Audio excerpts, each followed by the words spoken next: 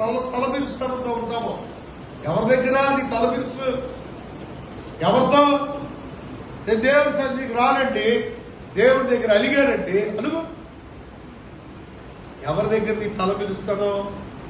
నువ్వు దేవుని సేవకుడి దగ్గర అనుకుంటావా? దేవుని మందిరంలో అనుకుంటావా?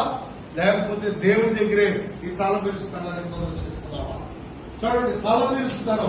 మీ పితరుల వలె మీరు అవినేయులు కాక యెహోవాకు లోబడండి. మీ పితరుల వలె తల పిలుస్తలేని వాడుగా దేవునికి లోబడండి.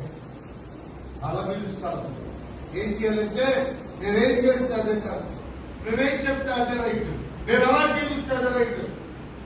నీకు అర్థం కావట్లా? దేవుని వాక్యం చెప్తుంది వైఖరి వేరు, నువ్వు జీవిస్తున్న జీవితం వైఖరి వేరు. దేవుని ఆలోచన వైఖరి వేరు, నీ వ్యక్తిగత జీవితం వైఖరి వేరు. దేవుని వాక్యాన్ని గ్రహించలేకపోవడం తల పిలుస్తాను.